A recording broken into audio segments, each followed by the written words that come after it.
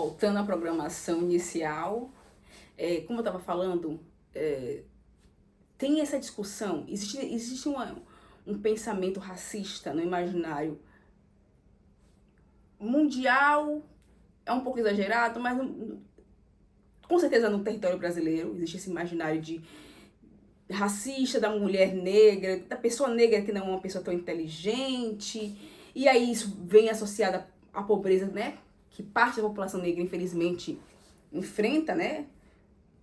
Parte da população negra no Brasil também é pobre, e isso não é à toa, existe uma questão política por trás disso, mas dentro de todos os campos, todos os lugares colonizados, com a mente colonizada ou colonizadora, essa mentalidade de associar uma pessoa negra com pouca inteligência não é à toa, e ela se faz presente.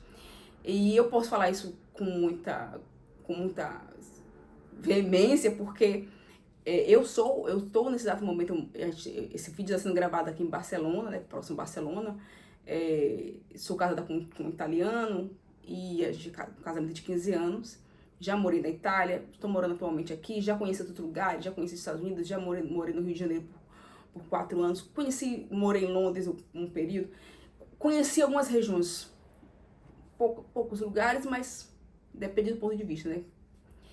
De quem tá vendo, de quem foi, quem viajou, quem não viajou.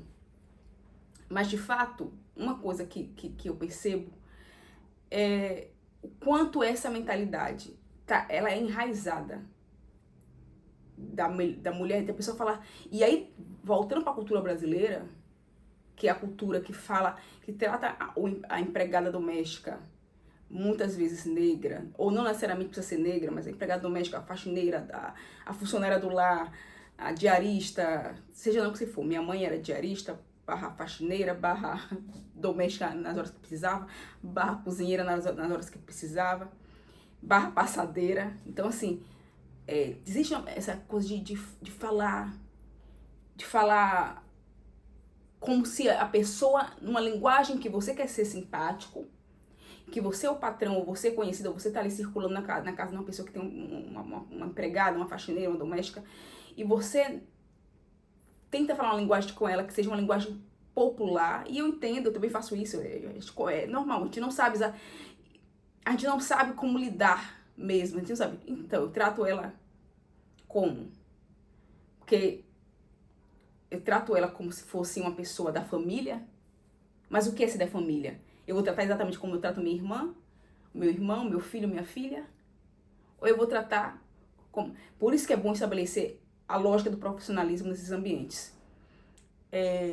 Tanto para o funcionário quanto para o patrão. Ter profissionalismo é essencial, porque aí a gente consegue cortar. Mas isso já aconteceu diversas vezes comigo, das pessoas me tratarem como se eu não fosse capaz de entender. Eu nunca vou esquecer de eu tenho 2 exemplos. Eu não falo inglês, tô no processo de aprender. Olha, agora que eu tô vendo que eu tô com fone de ouvido e eu não preciso do fone. Mas vamos lá. Eu não falo inglês, no processo de aprender, mas já tive várias oportunidades, já morei, mas nunca quis aprender mesmo. Tive meus motivos de saúde, motivos raciais para eu não aprender inglês, sofri racismo. Fui para os Estados Unidos, sofri racismo logo nas primeiras aulas, na primeira semana de aula do curso lá que eu tava. Foi um choque para mim tão grande que meu cérebro bloqueou. Eu falo assim, eu não quero mais aprender essa língua, não me interessa aprender essa língua, não quero conta. Mas eu lembro que eu fiz primeiro esse curso, depois eu fui para um outro curso no centro de São Francisco. Era um curso gratuito, então eu e meu marido a gente ia mesmo, que era gratuito, era 1 hora de curso gratuito. E ele só tinha 2 classes, a classe de quem sabia inglês e a classe de quem não sabia nada de inglês. Eu ficava sempre na classe de quem não sabia nada de inglês, meu marido ia para outra classe, porque lá eles treinavam inglês, trocavam. Um belo dia eu estou na minha classe, meu marido não foi nesse dia, e chegou todos da classe mais avançada. Por quê? Porque o professor no dia faltou, não conseguiu, e juntaram as 2 classes. E aí montou-se para uns grupos, tinha um cara, eu não sei exatamente, não lembro o país que ele era, porque também não me interessou, eu não me interessei por ele. A gente com o passar do tempo a gente conhece racista de longe, assim, tipo, olha, um racista, fala assim, um racista à vista. E eu lembro que esse rapaz virou pra... A gente tava numa discussão e aí começou a falar sobre o que era metro. Não um metrô, o metro. 1 metro, 2 metros, 3 metros, 5 metros. E aí ele... a gente conversa, todo mundo em inglês, eu não entendia nada, mas a gente tava tentando se entender ali, e em algum momento chegou nessa palavra metro, né, o que significava metro. E em português, eu não lembro exatamente como é em inglês, mas eu lembro que eu entendi de cara, sabe? Eu sabia o que era metro, eu sabia o que eles estavam falando. Eu podia não saber falar inglês, me expressar direito, mas eu sabia o que era metro. E aí, eu lembro que eu perguntei uma outra coisa pra outra pessoa, com um pouco inglês que eu tinha na época, que hoje já perdi. E aí ele falou assim, ela não entendeu o que é metro? Aí eu olhei pra cara dele assim, tipo, por que você voltou pra essa discussão sobre o metro? Não vai... E eu fiquei assim, eu lembro que, eu acho que eu fiquei chocada com o fato dele achar que eu ainda estava, que eu tava tão atrasada no grupo, que eu não tinha entendido uma coisa que tinha sido superada 5 minutos antes. Eu falei, por que você tá perguntando sobre o metro? Voltou o negócio do metro, gente. E aí ele começou a desenhar no papel que era metro pra mim. E eu lembro que eu não conseguia responder, porque pra mim era tão absurdo. E assim, como eu não tinha... Eu só tinha um linguajar em português pra falar. Era pra ter feito, era pra ter usado. Mas eu fiquei assim... Ele tá desenhando um metro no papel pra mim, mostrar o que é metro. E ele desenhando uma régua no papel. Isso é isso aqui é metro. Pra medir metro. Sei lá, não lembro, mas eu lembro a palavra metro, porque essa palavra ficou na minha cabeça. E aí eu acho que quanto mais eu ficava fazendo cara assim, tipo assim, mais ele acreditava que eu não tava entendendo o que tava acontecendo. E eu só tudo que eu queria é que ele, tipo, calha a boca, você tá passando vergonha, cara. Você tá passando vergonha.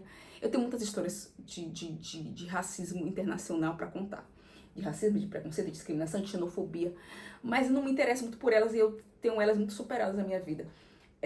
Mas eu tô só falando como isso essa ideia de que a mulher negra não vai entender o que está sendo dito, como isso é comum. E aí, voltando para a discussão, eu estava no São Paulo, ou seja, eu tinha acabado de terminar o mestrado. Eu defendi o mestrado em maio de 2019. Eu nem vou contar o histórico médico. Eu tenho doença falciforme, não sei se eu deixei claro aqui, eu tenho doença falciforme. E tem uma outra coisinha que até o final do vídeo eu vou contar.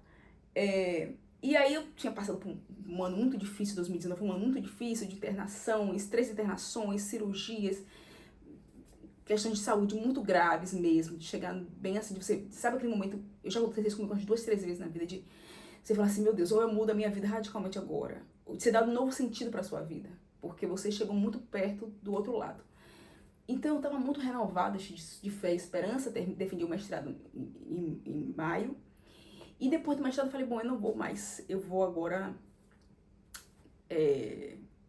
eu vou fazer outra coisa da minha vida, eu vou procurar, não quero mais trabalhar com pesquisa, não quero mais fazer vida acadêmica, não nesse momento, porque me sugou muito a minha energia. Eu falei, eu quero fazer uma coisa mais leve, uma coisa que eu goste, uma coisa bacana. E aí eu lembro que eu fiz um curso de roteiro online naquela época, um pouquinho antes da pandemia, a gente nem sabia que a gente ia precisar tanto do online. Fiz o curso de roteiro, depois eu fiz um curso, gostei tanto do curso de roteiro, tanto, mas tanto, que eu convenci meu marido, a gente conversou muito, foi uma conversa exaustiva, não sei o que, teve muitas questões, e aí eu fiz uma viagem para São Paulo e me matriculei no curso de cinema em São Paulo. E eu literalmente tinha acabado de sair da Itália, tipo, não foi tão assim, mas eu saí da Itália. Primeiro passei Natal e Ano Novo com minha família em Salvador, e depois, mas o objetivo final da viagem era um curso. Então, eu saí de Salvador, passei uma semana em Salvador, 2 semanas, e corri e fui para São Paulo, onde eu ficaria um mês nesse curso intensivo de cinema. E teve várias situações de pessoas, uma pessoa específica que falava comigo assim. Ele falava comigo da mesma forma que uma pessoa branca e racista fala com um empregado doméstico. Um empregado doméstico que ele julga na cabeça dele que só porque ser empregado doméstico é inferior a ele, claramente, né? Não sei se eu deixei claro isso desde o início. Então ele me falava assim comigo, assim, ele repetia as frases, ele falava assim, ele tentava ser muito simpático, muito gentil, aquele patrão que é gentil, que é bacana. E eu conheço muito isso porque eu sou filha de diarista. Minha mãe já faleceu, mas sou filha, eu sei do que eu tô falando. Diversas casas, eu e meus irmãos e minhas irmãs iam ajudar minha mãe na faxina das casas. Então a gente sabe o que a gente tá falando. E aí ele me falava assim, ele repetia as frases, ele pegava, tocava no meu ombro assim, é muito importante o que você tá fazendo, você é importante para... Ele usava técnicas baratas de motivação, essas técnicas que, não sei quem é que inventou essas técnicas, baratas, assim, de tentar motivar o funcionário a continuar trabalhando, mostrando que... Só que eu não era funcionária dele, eu era colega de curso dele. Eu tinha pego um voo praticamente da Itália para aquele curso. Eu literalmente saí de outro país para fazer aquele curso. Eu não era empregada dele, não era nada dele. A gente estava só aprendendo todo mundo junto ali no curso. E aí, num dado momento, ele me chamou. A galera tava conversando, vamos para tal lugar. Tinha um lugar que a gente tinha que ir para ver alguma coisa do curso de cinema. E aí eu fui. Quando eu cheguei lá, não tinha ninguém tinha ido. Eu não quero dar muitos detalhes porque é um assunto para mim que eu só quero dar como exemplo. É um assunto morto, eu não quero reviver esses mortos na minha vida. Eu não quero reviver ninguém na minha vida, dessas pessoas. Eu cheguei lá e não tinha ninguém tinha ido. E eu era a única que fui. E aí, essa pessoa falou assim, bom, só tem nós dois, vamos ajudar aqui a arrumar. Tinha umas coisas pra gente arrumar, umas besteiras assim. E aí a gente ficou arrumando, organizando as coisinhas assim. E teve uma hora que eu me... E aí quando eu menos percebi, toda hora ele me mandava fazer uma coisa. Ele falou, Manu, por favor, você pode fazer mais um favorzinho pra mim, Manu? Você pode varrer aquele cantinho ali que tá meio sujo? E eu sou uma pessoa muito solícita, muito aberta, muito assim, muito, sabe, muito tranquila. E aí eu ia, pegava a vassoura e fazia as coisas, eu pegava a vassoura e fazia outra coisa, eu pegava e limpava outra coisa. Aí tem uma hora que eu tava varrendo em algum lugar, eu falei assim, ei, tá bom, eu não tenho problema de ajudar, eu acho que faz parte, né? A gente, enfim, fazia parte do processo, mas por que só eu tô fazendo? Por que os outros não vieram pra fazer? Por que só eu tô fazendo isso? E por que essa pessoa fala comigo como se eu fosse a empregada dele? E, na verdade, eu já tinha percebido isso muito antes, mas por quê? E teve uma hora assim que deu vontade de parar, de largar a vassoura lá, mas eu também era aluna, então eu falei, cara, vou fazer a minha parte. E no final, essa pessoa me tocou assim no ombro e falou assim, muito obrigada, olha, seu trabalho, você tem um trabalho primoroso. A vontade de falar assim, querido, eu tô fazendo isso porque eu também sou estudante. Eu tô fazendo isso porque era a obrigação de todo mundo fazer, não só minha. Mas tudo bem que os outros não fizeram, eu vou fazer a minha parte, cada um com sua consciência. Mas o que me incomodava assim, cara, eu literalmente acabei de defender um mestrado de políticas públicas em direitos humanos e eu tô aqui ouvindo uma pessoa me tratar como se eu não tivesse capacidade cognitiva para entender que ele é um racista e tá usando técnicas baratas de motivação para seus funcionários. Só que eu não sou sua funcionária, não sou sua empregada, não sou nada dele. Enfim, fica repetitiva. E a outra coisa é como esses temas, eles se intercalam, né? Como o tema do racismo se intercala com o tema do machismo, como se intercala com o tema da questão das classes, né? De como a gente, da pobreza, eu não vou falar de classe, eu vou falar de pobreza, que é o tema que realmente me interessa. E ao longo da minha vida eu tive interesse em todos esses sistemas. Algumas pessoas eu até pensei, cogitei, algumas pessoas até me recomendaram, mano, por que você não se dedica a ajudar a doença falciforme? Porque as pessoas tendem a associar qualquer tipo de doença, mesmo que sobretudo as que elas não conhecem, a um emburrecimento. A pessoa fala assim, ela tem uma doença falciforme, doença não sei o que, é uma doença que eu não conheço, nunca ouvi falar. Ela vai associar automaticamente ao emburrecimento. Se ela tá doente, ela tá automaticamente ficando burra. Isso também aconteceu comigo ano passado, inclusive, na Itália. Tava num evento, enfim, vou tentar resumir a história. Eu tava numa mesa de bar, meu marido, não, num restaurante, na verdade. Meu marido é um professor universitário, um pesquisador importante. Pra mim ele é importante, meu marido, eu vou dizer que ele é importante. Mas ele é realmente importante, ele tem trabalhos muito sérios, muito importantes em várias áreas da saúde, envolvendo saúde, pobreza, saúde, vulnerabilidade, saúde e mortalidade de crianças. E aí a gente estava nessa mesa, tinha uma única pessoa que eu não conhecia. Uma ou duas, não, acho que era uma pessoa que eu não conhecia nessa mesa. E a gente estava conversando de outras coisas, e em algum momento eu comentei que eu tinha doença falciforme e dos meus tratamentos. Falei, não, porque eu tô em tratamento, não sei o quê. Eu acho que era porque eu não tava podendo beber cerveja. Falei, não vou beber porque eu tô em tratamento médico. Eu tô usando, inclusive eu tô até aqui, não, é no outro. Não sei onde que tá mais. Enfim, ele desapareceu, deve ter algum lugar. Que eu tenho os adesivos do fentanil, que é uma versão da morfina um pouco mais forte. E aí eu falei, não posso beber, uma coisa dessa discussão. E eu comecei a explicar o que era doença falciforme. Até o momento que eu estava explicando o que era doença falciforme, essa pessoa que eu não conhecia me olhava com um pouco de distanciamento, mas me olhava assim, tipo, bom, ela tinha informação que eu era esposa de um professor universitário. Meu marido estava do meu lado, mas até então ela me tratava como assim, bom, essa é a esposa de um professor universitário. Então ela não sabia até onde ela ia comigo.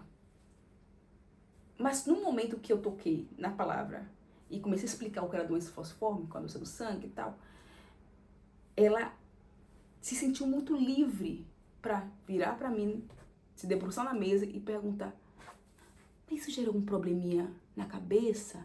Isso dá problema assim de inteligência? Tipo, diminui sua inteligência? Eu fiquei tão assim na hora. Claro que eu dei uma resposta firme, falei, não, óbvio que não, tentei levar, eu sempre levo como se eu não tivesse entendido o recado. Mas é óbvio que marca, não tem como não marcar a pessoa falar uma coisa dessa com você e te associar a uma pessoa que não tem tanta inteligência assim, porque você tem uma doença crônica, genética, não interessa qualquer coisa, você não fala assim com as pessoas. E tinha uma deselegância, né, na forma como ela falava comigo. Isso é engraçado. Mas, então, esses temas, até ano passado, me incomodavam muito. Até esse ano, até 2 meses atrás, me incomodavam muito. Porque eu sempre sentia esses ataques de pessoas o tempo inteiro tentando negar minha inteligência, as minhas capacidades cognitivas. E eu tendo que fingir, às vezes, a depender do lugar, fingir que não entendi. Ou então, baixar o meu nível intelectual para conversar com pessoas que não tinham nível intelectual, mas que achavam que eram mais intelectuais que eu. Entende? É meio complexo. Mas não é tão complexo, na verdade, é simples. É complexo e é simples ao mesmo tempo. E aí, há 2 meses atrás, eu tive o diagnóstico da superdotação. E isso me libertou em todas as esferas, porque e engraçado que meu marido é minha maior prova, porque meu maior testemunho, eu sempre falei com ele, o tema da minha vida é provar para as pessoas que eu sou inteligente. Eu tinha isso como uma obsessão interna, uma obsessão, eu preciso provar, porque me tiraram tantas vezes, e eu tenho muitas histórias para contar da infância, da adolescência, de quantas pessoas ao longo da minha vida me tiraram o direito de ser inteligente. Quando o tempo inteiro eu era superdotada. E eu sei que o tema superdotação, o título, a palavra em si, ela gera desconforto em quem não é superdotado. Porque pra gente que é superdotado, a gente tá super confortável. Eu tô super confortável. Mas eu entendo que existe um tom até arrogante no termo, meu marido não gosta, várias pessoas não gostam desse termo, tanto que tem essa discussão se fala superdotação ou altas habilidades, né? Mas também tem a discussão de que altas habilidades é totalmente diferente de superdotação. Mas, resumidamente, superdotação são pessoas que têm um QI acima da média. São pessoas que pensam de forma muito acelerada. Agora eu tô falando pausadamente porque eu já fiz tantas discussões hoje que agora eu tô falando mais... Mas eu falo muito rápido, geralmente. São pessoas que têm uma inteligência acima da média e não necessariamente são para todas as áreas, né? São para áreas específicas, às vezes a gente abrange. Eu tenho para pelo menos 4 áreas. Claro, não fiz os testes de QI ainda, não fiz os testes e tal. Eu só fui identificada pela minha psicóloga, que me barrou porque eu já estava prestes a fazer uma besteira de tomar medicação que não devia. E ela falou, pare aí, porque essa medicação vai prejudicar quem você é. E você é uma superdotada. E isso foi um alívio, porque esse era o tema. Ele é o tema da minha vida. Ele é um tema central na minha vida, porque esse é um tema que me incomoda muito mais do que o tema de qualquer coisa relacionada a falciforme, que digam, que pensem sobre mim e a relação com o falciforme. Porque esse tema, ele vai diretamente na jugular do racismo, que acha que pessoas negras não são capazes de ser inteligentes. Eu nunca vou esquecer de quando eu descobri que eu era superdotada quando eu tinha, eu não lembro, entre 10 e 11 anos de idade. Por quê? Porque a gente recebia muitas revistas doadas da Veja. A minha mãe tinha as patroas que tinham, né, elas tinham a edição da Veja, elas tinham a assinatura da Veja. E aí, quando as revistas ficavam muito velhas, com mais de 6 meses, 1 ano, acumuladas, elas juntavam e mandavam minha mãe levar pra casa. Era a minha diversão, eu amava ler, amava porque era minha experiência de leitura, mesmo que eu, enfim, tivesse algumas críticas, às vezes eu criticava alguma coisa, às vezes eu embarcava nas ideias. Mas aí eu lembro que eu li um artigo na Veja que falava sobre crianças superdotadas. E eles mostravam as crianças superdotadas, que eram as crianças. As fotos eram de crianças totalmente brancas, crianças bem branquinhas, bem bonitinhas, bem padrãozinhos, todas indo para escolas particulares, especializadas em superdotação. E aí eu lembro que eles davam as características da criança superdotada, e eu lembro que eu fui lendo todo aquele artigo, e à medida que eu ia lendo o artigo, eu ia me identificando. Falei, cara, isso parece muito comigo, eu acho que eu sou muito assim. E aí eu cheguei no final do artigo, tinha lá a lista de critérios para ser superdotado na época, né? Isso em 1900 alguma coisa, 1900 bolinha, 97, 96, não lembro quanto. E eu lembro que minha mãe tava, não sei se minha mãe tava lavando um prato ou varrendo a casa, tava fazendo uma coisa no meu campo de visão. E eu lembro que eu terminei de ler aquela matéria e falei, mãe, eu acho que eu sou superdotada. E minha mãe virou pra mim, e o que eu tenho a ver com isso? Porque ela realmente, ela não sabia, quando ela ouviu e falou, acho que ela nem, assim, primeiramente, o que é superdotado? Provavelmente foi a primeira pergunta que minha mãe deve ter passado pela cabeça dela. Mas eu lembro disso porque isso me marcou muito, né, que minha mãe fez assim, e o que eu tenho a ver com isso? E cá estou eu, muitos anos depois, mais de 20 anos depois, com 38 anos nas costas, com um casamento de 15 anos, com muitas frustrações, com muitas histórias, assim, mal resolvidas, com um isolamento social, que eu resolvi me isolar socialmente por muitos anos, por motivos de que não conseguia.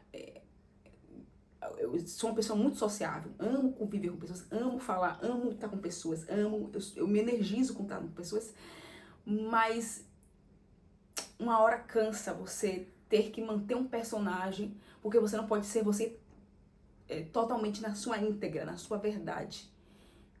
E ao longo da minha vida eu tive que criar muitos personagens para me blindar, porque eu precisava, se eu fosse para casa dos patrões da minha mãe, eu precisava ser só a filha da patroa, eu não podia ser a filha da patroa enxerida, que fala demais, que conversa demais, que tem opinião própria, que fala de política, que fala disso, que fala do Papa, que fala. Não podia. Então, se eu vou para a escola e eu faço uma excelente redação, a professora vai me questionar. Como é que você fez essa redação? Você só tem 10 anos, você tem 11 anos, você só tem 12 anos, como é que você fez essa redação? Você roubou de alguém, você copiou de alguém, você copiou de algum coleguinha, alguém fez pra você, porque você não é capaz de ter feito essa redação. E tudo isso foi todas essas dores, essas amarguras foram crescendo dentro de mim ao longo da minha vida.